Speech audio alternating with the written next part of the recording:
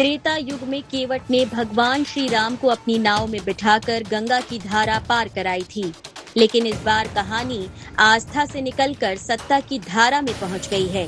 मध्य प्रदेश की तीसरी राज्यसभा सीट पर भाजपा ने महेश केवट को उतारकर सियासी नाव को खुद किनारे लगाने का दांव चल दिया है। ये वही नाव है जो अब विधानसभा की संख्या, समीकरण और शक की लहरों के बीच फंसी हुई है। कांग्रेस के पास संख्या बल मजबूत पतवार है, लेकिन कांग्रेस वोटिंग की उठती लहरें हर दल के लिए चुनौती बन गई हैं। भाजपा का दावा है कि उसने उम्मीदवार सिर्फ लड़ाने के लिए नहीं, बल्कि जिताने के लिए उतारा है।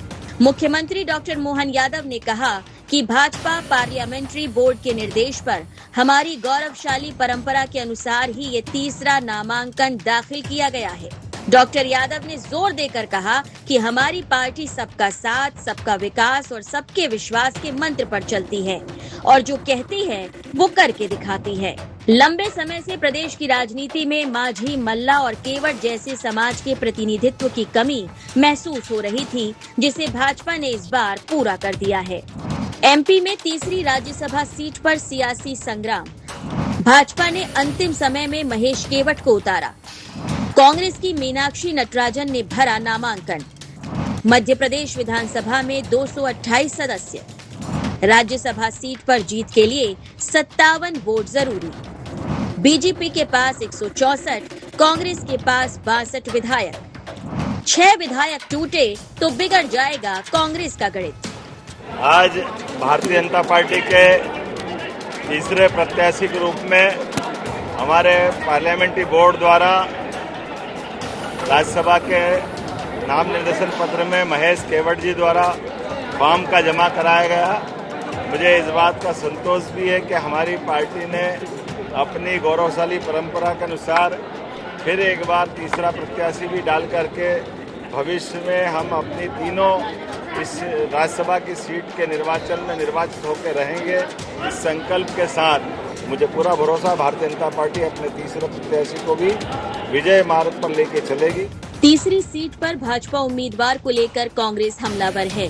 जीतू पटवारी का कहना है कि भाजपा के पास तीसरा राज्यसभा सांसद चुनने के लिए 8-10 विधायक कम हैं।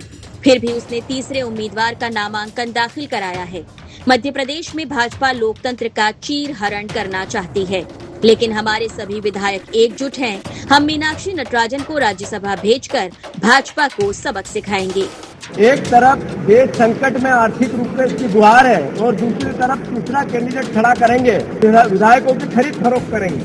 कांग्रेस पार्टी 500% अपने प्रत्याशी को राज्यसभा भेजेगी। हम दृढ़ता से चुनाव लड़ेंगे, दृढ़ता से चुनाव जीतेंगे। आश्चर्यजनक परिणाम आएंगे जो भारतीय जनता पार्टी को सबक सिखाएंगे।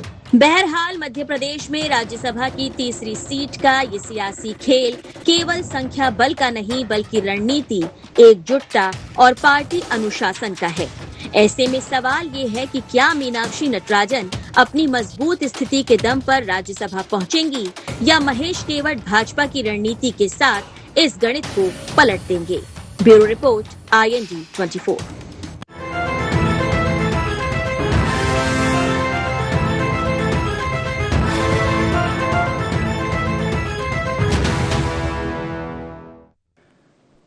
नमस्कार, IND एजेंडा केवट की नाव में आपका स्वागत है। मैं हूं आपके साथ नवीन पुरोहित। चर्चा को विस्तार देंगे उसके पहले IND एजेंडा के मुख्य बिंदुओं की तरफ एक निगाह डाल दें।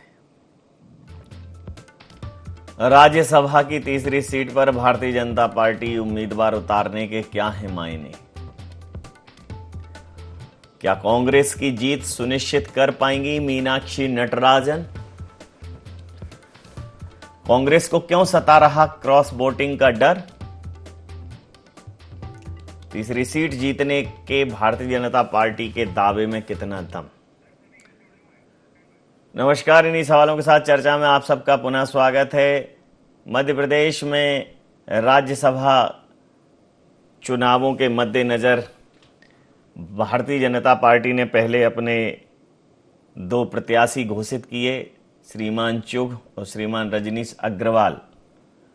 और तीसरी सीट के लिए चूंकि संख्या बल निश्चित रूप से भारतीय जनता पार्टी के पास उतना नहीं है, 58 विधायकों की जरूरत होती है। कांग्रेस के पास 62 विधायक हैं, कांग्रेस के पास पूर्ण संख्या बल है राज्यसभा में एक सीट के लिए, लेकिन भारतीय जनता पार्टी ने महेश केवट को उतार दिया है। मुझे एक गाना आ रहा है कि कब याद आ रहा है, एक भजन अनूप जलोटा जी का कि कभी कभी भगवान को भी भक्तों से काम पड़े और जाना था गंगा पार प्रभु केवट की नाव चढ़े। लेकिन यहाँ केवट की नाव जो है वहाँ प्रभु को पार जाना था, यहाँ केवट जी को खुद ही पार जाना है। और इस नाव में भगवान नहीं चढ़ेंगे। हाँ, भगवान के स्वरूप में कुछ जनप्रतिनिधि अगर कांग्रेस से चढ़ गए तो केवट जी की नैया पार लग जाएगी। चूंकि कुछ दिनों पहले कैलाश विजयवर्गीय जी ने कहा था कि अगर पार्टी नेतृत्व ये इशारा करता है कि तीसरी सीट पर लड़ना है और जिताना है तो वो भी करेंगे। कांग्रेस कह रही है लोकतंत्र का चीर हरण है, स्पष्ट है कि उनके पास पर्याप्त संख्या बल नहीं है, फिर भी जो आजमाइश करना मतलब हॉर्स ट्रेडिंग को बढ़ावा देना है। राज्यसभा सीट पर भारतीय जनता पार्टी के लिए पर्याप्त संख्या बल नहीं है, फिर भी उन्होंने महेश केवट को उतार दिया है। डॉक्टर मोहन यादव प्रदेश के मुखिया हैं, उन्होंने कहा पार्टी सबका विकास और सबका विश्वास के साथ चलती है और राजनीति में मांझी, मल्ला, केवट जैसे समाज के प्रतिनिधित्व की जो कमी महसूस हो रही थी, इस बार भारतीय जनता पार्टी ने उसे पूरा किया है। जीतू पटवारी जी काफ़ी क्रोधित दिखाई दे रहे हैं और वहीं इसी दौर में नेता प्रतिपक्ष उमंग सिंगार ने कहा कि भारतीय जनता पार्टी के ही उल्टे कई विधायक उनके संपर्क में हैं। तो इसी मुद्दे पर करेंगे चर्चा। अजय धबले जी प्रवक्ता हैं मध्य प्रदेश भारतीय जनता पार्टी के, हमारे साथ हैं। रूपाली शर्मा जी महासचिव मध्य प्रदेश कांग्रेस की हमारे साथ हैं। प्रवाल सक्सेना जी वरिष्ठ पत्रकार, जाम में फंसे हुए हैं लेकिन फिर भी हमारे साथ हैं। आदमी फंसा होने के बाद भी साथ हो तो ये भी अपने आप में बड़ी बात है। तो आप समस्त महानुभावों का बहुत बहुत स्वागत है। अजय जी, केवट जी की नाव जो है उसको पार जाने के लिए जो संख्या बल चाहिए वो तो है नहीं, तो केवट जी की नाव डुबाएंगे या नाव में दूसरे तरफ से जनप्रतिनिधि चढ़ाएंगे? दोनों ही स्थितियों में लोकतांत्रिक मर्यादाएं तो तार तार होंगी, क्या कहेंगे? लेकिन नवीन जी, ऐसा कोई पहला अवसर नहीं है जब संख्या बल नहीं होने के बाद भी प्रत्याशी जीते नहीं है। इसके पूर्व में भी हमने देखा है, हिमाचल प्रदेश में भारतीय जनता पार्टी के हर्ष महाजन जी कांग्रेस के अभिषेक मनु सिंघवी जी को हराने के बाद भी राज्यसभा में पहुंचे थे। हमारे उत्तर प्रदेश से भी संजय सेठ पहुंचे थे, महाराष्ट्र से धनंजय महाडिक जी पहुंचे। तो ये कोई मतलब पहली बार ऐसा हुआ है और इससे लोकतंत्र की हत्या का जैसे कांग्रेस बात कर रही है।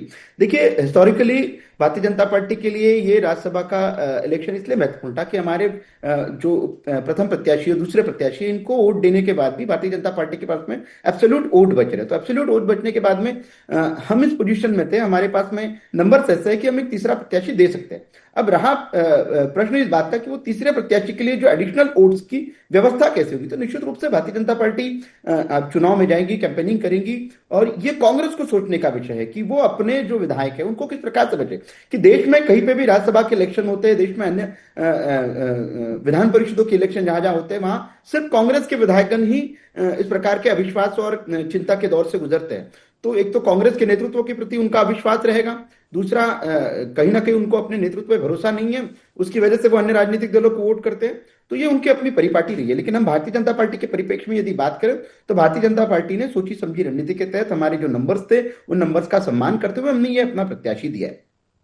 आज जब हम ये चर्चा कर रहे हैं तो देखिए, पूरी तरीके से बौखलाया कौन है, पूरी तरीके से लोकतंत्र की इस प्रकार की व्यवहार नहीं होना चाहिए, ये भाषा किसकी है? कांग्रेस की है। मैं आपको एक उदाहरण याद दिलाना चाहूंगा। 2022 में जब महामहिम राष्ट्रपति का निर्वाचन था, भारतीय जनता पार्टी के पास में, एनडीए के पास में एब्सोल्यूट मेजोरिटी थी। उसके बाद में भी ये निश्चित तौर पर निश्चित था कि भारतीय जनता पार्टी का एनडीए लेड बीजेपी का प्रत्याशी जीतेगा। लेकिन कहीं ना कहीं आपने देखा होगा कि उस समय भी कांग्रेस के नेतृत्व में यूपीए ने यशवंत सिन्हा जी को प्रत्याशी के रूप में दिया, जबकि नंबर्स नहीं थे यूपीए के पास में, फिर भी प्रत्याशी दिया। तो ये लोकतंत्र में ये व्यवस्थाएं, उन व्यवस्थाओं का सम्मान सब करते हैं। अब रहा बात मध्य प्रदेश के परिप्रेक्ष्य में, तो मध्य प्रदेश में हमने इसके पूर्व भी देखा है कि उसी राष्ट्रपति के चुनाव में कांग्रेस के लगभग 15 विधायकों ने क्रॉस ओवर कर दिया था। तो ये कांग्रेस की अपनी परिपाटी रही है। भारतीय जनता पार्टी को सिर्फ अपना जो वोट है, अपने वोट सिक्योर करने हैं और अपने जो तीसरे प्रत्याशी हैं उनको जिताने के लिए प्रण प्रण लगाना है। नवीन जी।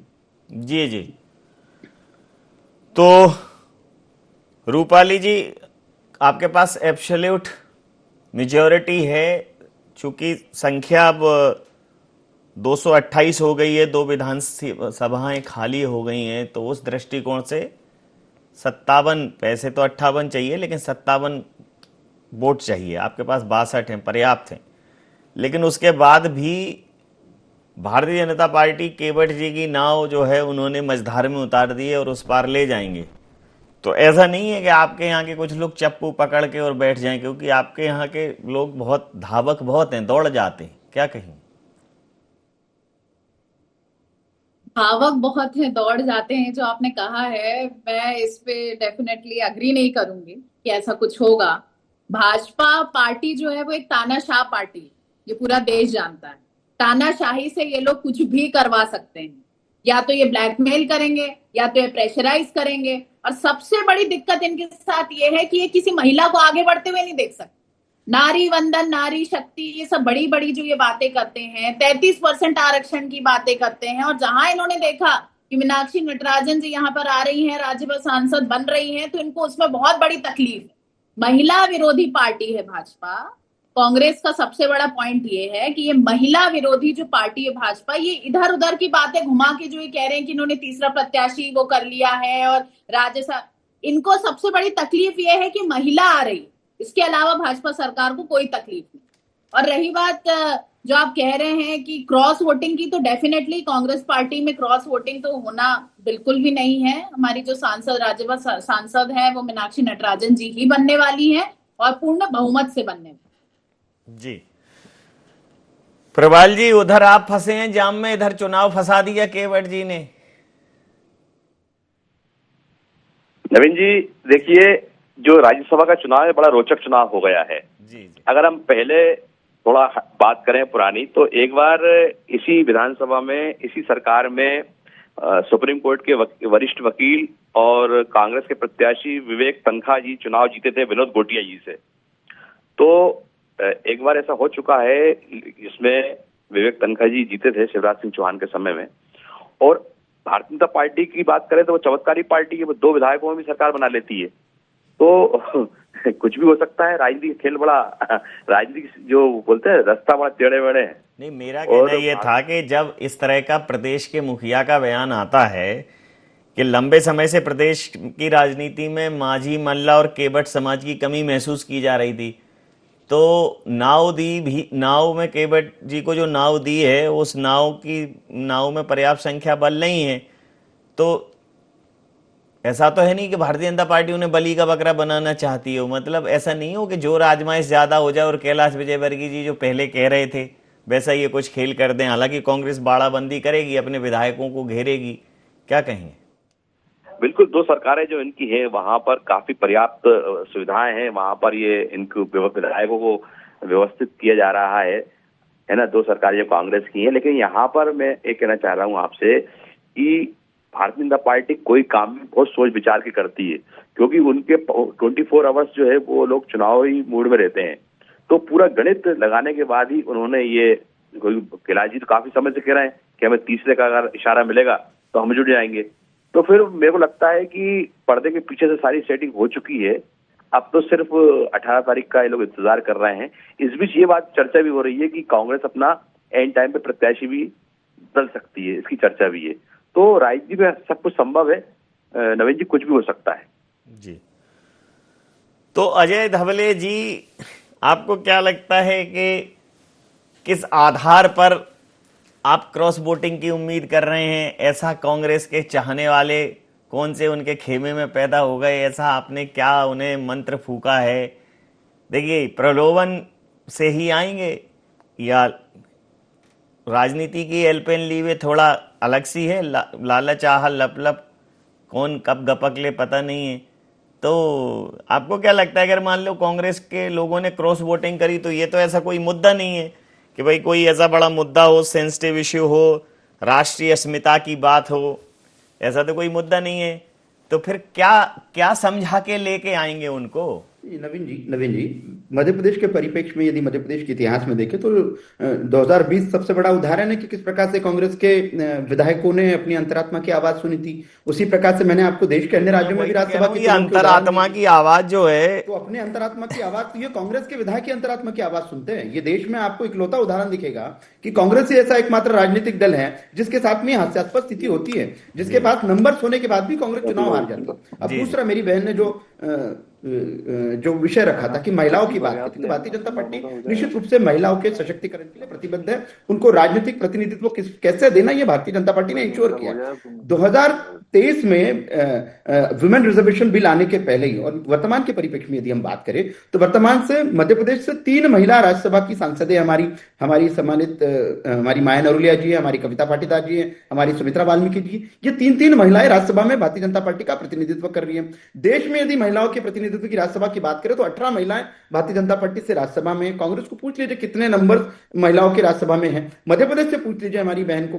तो ये जो इन लोग ढिंडोरा पीटते हैं कि भारतीय जनता पार्टी से इस प्रकार की बातें करती है। अभी हाल ही में केरलम में और कर्नाटक में मंत्रिमंडल का गठन हुआ, एक भी महिला विधायक को इन्होंने सम्मानीय नहीं समझा जो मंत्रिमंडल की सहयोगी बन सके। तो ये इस प्रकार की जो कांग्रेस है, ये कांग्रेस आज कहीं ना कहीं अपने आंतरिक, हम कहेंगे कि जो उनके आंतरिक उलझन है, ये एक फ्रैगमेंटेड हाउस है। फ्रैगमेंटेड हाउस में इस प्रकार की घटनाएं होती रहती हैं जहां विधायकों को, जहां कार्यकर्ताओं को अपने नेतृत्व पर विश्वास नहीं है। तो जिनका दल खुद विचलित है, वो यदि भारतीय जनता पार्टी से प्रश्न पूछते कि आप किस प्रकार से वोट लाएंगे, तो देखिए भारतीय जनता पार्टी की स्पष्टता के साथ में रणनीति रही है। हम हर चुनाव लड़ने के साथ साथ जीतने में विश्वास रखते हैं। निश्चित रूप से भारतीय जनता पार्टी ने तीसरा प्रत्याशी दिया है, हमारे पास में नंबर्स हैं और एडिशनल नंबर्स के साथ में भारतीय जनता पार्टी किस प्रकार से उस सीट को जीतेंगे, तो ये हमारी भविष्य के गर्त में। लेकिन वर्तमान में किस प्रकार से कांग्रेस बौखलाई, मैंने जैसे कि कहा कि जो बयान आने लगे, तो ये कांग्रेस इकलौता ऐसा दल है जो कहते हैं कि हमारे विधायकों को फोन आ गए, कहीं से 10 करोड़ का ऑफर है, कहीं 5 करोड़ का। अपने विधायकों के ऊपर अविश्वास दिखाने वाली कांग्रेस इसी स्थिति से जाएगी जहां उनके विधायक क्रॉस ओवर कर देंगे। जी रूपाली जी, अंतरात्मा की आवाज पर कांग्रेस विधायक जा सकते हैं। अब ऐसी अंतरात्मा में कौन सी आवाज गूंजती है कि देखिए, सबसे पहला तो ये सबसे बड़ा झूठ है जो भाजपा सरकार हमेशा झूठ बोलती है। फिर से वो ये झूठ बोल रही है कि अंतरात्मा की आवाज है। ये जो ये कह रहे हैं कि विधायकों को खुद नहीं संभाल पाते हैं और विधायक अंतरात्मा की आवाज सुनते हैं, विधायकों ने और नेताओं ने खुद ये चीज एक्सेप्ट करी थी कि उनको किस तरीके से ब्लैकमेल किया गया था, किस तरीके से तानाशाही करी थी और किस तरीके से गलत तरीके से इन्होंने भाजपा की सरकार बनाई थी। ये लोगों ने जनता का रिस्पेक्ट नहीं किया, जनता की रिस्पेक्ट नहीं करी, इन्होंने अपने हिसाब से डिसीजन लिया, जो कि तानाशाही हमेशा से भाजपा सरकार करती है। ये फिर से वही तानाशाही करने की कोशिश कर रही है। विधायकों को उठा उठा के आप बैंगलोर लेकर जाते हैं, उनका कॉन्टैक्ट सबसे खत्म करवा देते हैं और आप ये बातें कहते हैं कि अंतरात्मा की आवाज है। तो मैं तो नहीं मानती अंतरात्मा की आवाज है। रही बात जो उंगली पे गिना रहे ना कि हमारी इतनी राज्यसभा में महिला है, और ये आप बात करिए, आज मध्य प्रदेश सबसे ज्यादा बलात्कारी प्रदेश है। सबसे ज्यादा अगर महिलाओं के बलात्कार हो रहे हैं, अपराध हो रहे हैं, क्राइम्स हो रहे हैं, तो वो भाजपा नेता ही कर रहे हैं और भाजपा नेता ही महिलाओं के साथ दुष्कर्म कर रहे हैं। ये मैं नहीं कह रही हूँ, ये हमारा दैनिक भास्कर कहता है, ये हमारे न्यूज चैनल्स कहते हैं, ये हमारा मीडिया कहता है। तो आप राज्यसभा और ये सब बातें छोड़ दीजिए, आप तो मुझे ये बताइए कि क्राइम्स कब कम होंगे। अगर आप महिलाओं की नारी शक्ति, नारी वंदन, नारी सम्मान की बात कर रहे हैं, तो ये जो रोज के क्राइम्स हो रहे हैं, ये कब खत्म होने वाले? नहीं, वो तो ठीक है, क्राइम तो बताते तो राज्यसभा, मतलब अगर इन्होंने क्राइम कमिटमेंट कर दिया, क्राइम कम कर देंगे, तो क्या राज्यसभा का विधान चुनाव नहीं लड़ेंगे आप? राज्यसभा का चुनाव बिल्कुल लड़ेंगे। मैं तो कह रही हूँ, तो 2 राज्यसभा सीट की बात कर रहे हैं, 33% की बात करें ना। इन्होंने जो आरक्षण लाने की बात करी थी, अभी तक वो पास क्यों नहीं? अगर ये महिला की बात कर रहे हैं तो महिलाओं के लिए तो कुछ काम कर ही नहीं पा रहे हैं और बातें ये बड़ी बड़ी कर रहे हैं। यहाँ पर आप डेटा लेकर बैठ गए हैं, आप डेटा लेकर बैठ गए हैं। मुझे डेटा आप मत बताइए, आप अभी की बात कीजिए, आज की बात कीजिए। आज आपने किसी महिला को क्यों नहीं खड़ा किया राज्यसभा सांसद के? जी जो है वो तो है ही, क्यों नहीं करा आपने? सिर्फ आपकी 2 ही क्यों है? प्रबाल जी से सवाल कर लेता हूँ। प्रबाल जी, नूरजहां एक बहुत मतलब बंटवारा जब नहीं हुआ था, आजाद भारत के पहले की वो गायिका हैं, उनका एक गाना है आवाज दे कहाँ है, तो वो ये आवाज जब उठती है तो भारतीय जनता पार्टी की आवाज उठती है और उन तक पहुंच जाती है। कोई ऐसी आवाज नहीं आ रही कि भारतीय जनता पार्टी छोड़ के कोई चला जाए इस समय पे। तो जितना भी देखिए आप, अभी बंगाल में देखिए टीएमसी 2 टुकड़ों में बट गई, राज्यसभा सांसद इस्तीफा दे रहे हैं, मेयर इस्तीफा दे रहे हैं, सिटिंग एमएलए जो है वो चुनाव में नहीं लड़ रहे हैं। तो दीदी कहती रही खेला होवे खेला होवे, खेला हो गया और पूरा उनका कुनबा अकेला हो गया, ये भी और बड़ी बात है। तो मेरा कहना यह है कि भारतीय जनता पार्टी कुछ भी उठा पटक कर सकती है। आप कह रहे हैं, आप सही कह रहे हैं कि भारतीय जनता पार्टी के लिए कुछ भी मुमकिन नहीं है, लेकिन निश्चित रूप से अगर इसमें भारतीय जनता पार्टी विफल हुई है तो चूंकि मांझी मल्ला और केवट समाज के प्रतिनिधित्व की बात हुई है, तो एब्सोल्यूट प्रतिनिधित्व तो नहीं है, मतलब रिस्की जोन में उन्हें डाला है, नाव रिस्क भंवर में डाली है, भंवर से पार कराना बड़ी बात है। क्या कहेंगे? नहीं तो नवीन जी, केवट ने तो श्री राम को पार कर लगा दिया था। जी जी। तो अब केवट खुद ही उन्होंने मैदान में है, तो फिर उनको सहारा जो है वो कोई कांग्रेसियों का ही है, जो है लालच में या किसी में या आवाज में या कुछ भी आप कह लीजिए, उससे प्रभावित होकर उसको वोटिंग करेंगे। जी। तो अब एकमात्र सहारा यही है, पर इनकी भी अगली परीक्षा है कि अपने 62 विधायकों को कैसे एकजुट कर पाते हैं, कैसे जोड़ पाते हैं, ये भी बड़ा प्रश्न है। तो सबसे बड़ी समस्या, चुनौती कांग्रेस सामने यही है कि वो अपने लोगों को पहले जोड़ के रखे, बाकी टूटने को तो सब तैयार हैं। तो अब ये एक बड़ी चुनौती कांग्रेस के सामने है। भारतीय जनता पार्टी तो खुला मैदान में है, आइए और हमें वोट दीजिए और मजे करिए। तो अब ये बड़ा अंतर्द्वंद शुरू हो चुका है अंदर ही अंदर, और अब देखना है कि कांग्रेस कितना इसमें सफल हो पाती है। जी। तो अजय जी, ये जो अंतरात्मा की आवाज, आप ऐसा क्या मतलब, जैसे बोलते हैं ना कि अंतरात्मा की आवाज किसी के दिल में उठती है तो किसी का कुछ आकर्षण तो होता होगा, कोई ग्रेविटी तो रहती होगी। तो ऐसा क्या दिल में हुक उठती है भारतीय जनता पार्टी के लिए कि पंख होते तो उड़ आती रे वाला गाना गाते हुए दौड़ते चले आते हैं लोग? नवीन जी देखिए, देश में बाकी राजनीतिक दलों में और भारतीय जनता पार्टी में यदि आप डिफरेंस देखेंगे तो भारतीय जनता पार्टी एक विचार के प्रति समर्पित दल है। अन्य राजनीतिक दलों की यदि बात करें और स्पेशली कांग्रेस की यदि बात करें तो कांग्रेस एक व्यक्ति के प्रति या परिवार के प्रति समर्पित दल है। जब आपके विधायकगण, आपके कार्यकर्तागण ये डिफरेंशिएट कर लेते हैं ना कि भारतीय जनता पार्टी का उद्देश्य क्या है, तो उद्देश्य राष्ट्र निर्माण का है, देश को आगे ले जाना है, विकसित भारत की संकल्पना की हम बात करते हैं। कांग्रेस के कार्यकर्ताओं को यदि आप पूछेंगे तो उनका उद्देश्य क्या है कि इनके इन प्रकार राहुल गांधी जी देश के प्रधानमंत्री बनने चाहिए। तो जिनका उद्देश्य और जिनका विचार इतना फर्क है, तो निश्चित रूप से कांग्रेस के विधायक यदि राष्ट्र निर्माण के इस यज्ञ में अपनी आहुति देना चाहते हैं, वो भारतीय जनता पार्टी जैसे राजनीतिक दल से जुड़ना चाहते हैं, जैसे कि हमने बाकी राज्यों में देखा है, तो निश्चित रूप से उनका स्वागत होता है। लेकिन मूल रूप से आज देखिए कि बड़ी हास्यास्पद स्थिति कांग्रेस ने अपनी कर ली है। कांग्रेस के पास अपने वोट है, 62 के आसपास उनके वोट है सारे। 2 लोगों का, क्योंकि जुडिशियल ऑर्डर से 2 लोगों के विरोध में एक ने अपना पाला बदल लिया है। तो ऐसी परिस्थिति में कांग्रेस के पास जो वोट है वो इंटैक्ट रहने चाहिए। ये कांग्रेस की रिस्पॉन्सिबिलिटी है, कांग्रेस के नेतृत्व की रिस्पॉन्सिबिलिटी है। उसके बाद भी वो अविश्वास किस पर दिखा रहा है? वो अपने विधायकों पर अविश्वास दिखा रहा है। आपको क्या भारतीय जनता पार्टी के विधायकों में वो तो आपके स्टैंड को अविश्वास दिखा रहे हैं? नवीन जी ये कीमत लगा रहे हैं, ये पूछ रहा हमारे विधायकों को फोन आए, तो निश्चित रूप से यदि आपके विधायकों को फोन आए, आपके पास में एविडेंसेस है, आप पब्लिक डोमेन में जाइए, जनता के समक्ष रखिए। लेकिन कांग्रेस ऐसा कभी नहीं करती। कांग्रेस के विधायक, अंतिम प्रतिक्रिया, वो भी इस वाले राउंड की अंतिम प्रतिक्रियाएं चल रही है, तो रूपाली जी से भी प्रतिक्रिया लेता हूं। रूपाली जी, आखिर आपके ही विधायकों की कीमत क्यों लगती है? ऐसा मतलब कैसे बिक जाते हैं, कैसे झुक जाते हैं? राजनीति तो नाम ही संघर्ष का है, प्रतिबद्धता। सर ऐसा, प्रवीण जी, ऐसा तो नहीं है कि भाजपा का कोई नेता या भाजपा का कोई विधायक कभी कांग्रेस पार्टी में नहीं आया हो।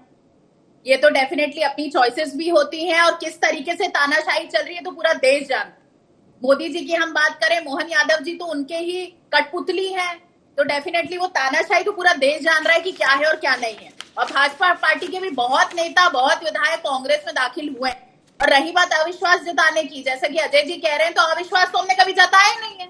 हमने तो एक बार भी नहीं कहा कि हम अविश्वास जता रहे हैं। हमें पूरा विश्वास है हमारे सारे विधायकों पर कि कोई भी क्रॉस वोटिंग नहीं होने वाली है, और डेफिनेटली राज्यसभा सांसद मीनाक्षी नटराजन जी ही बनने वाली हैं। जी, तो प्रभाल जी, अग्नि परीक्षा कांग्रेस की भी है कि कांग्रेस इस समय पे कहती है कि जिनको जाना था जो चले गए, जो गुटबाजी करते थे, जो कलाबाजी करते थे, जो भितरघात करते थे, सब चले गए। अब कांग्रेस संक्रमण मुक्त है। तो अब समझ में आएगा कि कांग्रेस में संक्रमण है कि नहीं, कि कांग्रेस वाकई में दूसरी पार्टियों के आकर्षण संक्रमण से मुक्त हो चुकी है। देखिए, कांग्रेस में शुरू से गुटबाजी रही है और अभी भी वो इससे मुक्त नहीं हो पाए हैं गुटबाजी से। अब ये देखने वाली बात है कि सारे गुट एक साथ होते हैं कि नहीं होते, क्योंकि अभी जैसे ही इनकी प्रत्याशी घोषित हुई उसके बाद से ही राजधानी में ही नरेश ज्ञानचंदानी, ये 2 बार विधायक का चुनाव लड़े, दिग्विजय सिंह समर्थक, उन्होंने अपना इस्तीफा दे दिया। रतलाम के जो जिला कांग्रेस के अध्यक्ष रहे हैं वो उनके खिलाफ अनगढ़ आरोप लगा रहे हैं। तो सब मिला के मीनाक्षी नटराजन तो पार्टी के अंदर ही एक प्रकार से हाशिए पे आ गई हैं और उनके लेकर बयानबाजी और सोशल मीडिया पर शुरू हो गया है। तो अब इस बीच उनको अपनी नैया को कैसे वो बचा पाएंगी और केवट जी कैसे पार लगा पाएंगे, इसलिए रस्सा कशी और कशमकश देखने वाली बात। जी, समय सीमा के चलते मैं ये चर्चा यहाँ समाप्त करूंगा। आप समस्त महानुभावों का बहुत बहुत धन्यवाद, बहुत बहुत आभार। तो भैया, केवट की नाव में कौन बैठेगा किस भाव में, कांग्रेस कह रही है बात पूरे ताव में कि भारतीय जनता पार्टी जो है वो लोकतांत्रिक मूल्यों की हत्या कर रही है और कोई भी नहीं फंसेगा भारतीय जनता पार्टी की कांव में। भारतीय जनता पार्टी कितना भी क्रंदन कर ले, कितना भी चिल्ला ले, लेकिन उनके जो स्पेशल 62 हैं वो टस से मस नहीं होंगे। तो अग्नि परीक्षा कांग्रेस की भी है और निश्चित रूप से केवट जी की प्रतिष्ठा लगी है तो भारतीय जनता पार्टी की भी है। और अब राजनीति में उठापटक कोई नया काम नहीं है, अब तो आए दिन लोग इधर से उधर जाते हैं, तो राजनीति में आना जाना चालू है और देखना दिलचस्प रहेगा कि मध्य प्रदेश राज्यसभा के चुनाव में राजनीतिक परिणाम किस करवट बैठते हैं। इंडिया जिंडा में इतना ही। आप बन रही है IND24 के साथ और देखते रहिए IND24। नमस्कार।